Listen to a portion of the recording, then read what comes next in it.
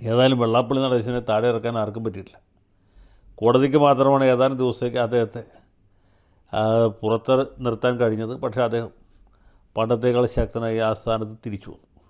ഇപ്പോൾ UDF സർക്കാർ വന്നതിന് ശേഷവും അദ്ദേഹത്തിനെതിരെ പല കേസുകളും പൊടി തട്ടി എടുത്തുകൊണ്ട് വന്ന് അദ്ദേഹത്തെ പൂട്ടാനുള്ള ശ്രമം നടക്കുന്നുണ്ട്. പക്ഷേ ഇതൊന്നും ഫലവത്താവും എന്ന് ഞാൻ വിചാരിക്കുന്നില്ല. കാരണം അത്ര പെട്ടെന്ന് പിടികൊടുക്കുന്ന ജനസിൽപ്പെട്ട ആളല്ല വെള്ളാപ്പള്ളി നടേശൻ. മമ്മൂട്ടിയുടെ കാര്യം ഞാൻ പ്രത്യേകം പറയേണ്ടതില്ല. അദ്ദേഹം എത്രയോ സിനിമകളിൽ അഭിനയിച്ച് അദ്ദേഹത്തിൻ്റെ പ്രാഗൽഭ്യം നമ്മളെ ബോധ്യപ്പെടുത്തിയിട്ടുള്ളത്. അദ്ദേഹത്തിന് കിട്ടിയ ഈ പത്മഭൂഷൺ അല്പം കൂടി നേരത്തെ കിട്ടണ്ടായിരുന്നു. ഒരു പക്ഷേ അദ്ദേഹത്തിന് പത്മവിഭൂഷൺ തന്നെ കിട്ടാൻ അർഹതയുണ്ട് എന്ന് വിചാരിക്കുന്ന ആളാണ് ഞാൻ. ശ്രീ ജസ്റ്റിസ് KT തോമസിനെ സംബന്ധിച്ചിടത്തോളം അദ്ദേഹം നേരത്തെ പത്മഭൂഷൺ പുരസ്കാരം നേടിയിട്ടുള്ള ആളാണ്. ഇപ്പോൾ പത്മവിഭൂഷണും അദ്ദേഹത്തെ തേടിയെത്തിയിരിക്കുന്നു. ഇന്നലത്തെ പുരസ്കാരദാന ചടങ്ങ് ഞാൻ ടെലിവിഷനിൽ കണ്ടതാണ്.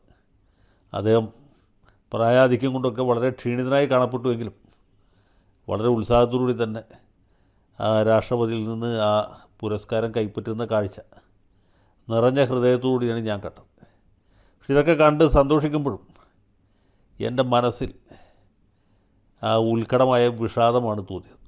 അതിൻ്റെ കാരണം എന്താ വെച്ചാൽ അതേ വേദിയിൽ ബഹുമാനിതനാകേണ്ടിയിരുന്ന ഒരാൾ അവിടെ ഉണ്ടായിരുന്നില്ല എന്നുള്ളതുകൊണ്ടാണ്.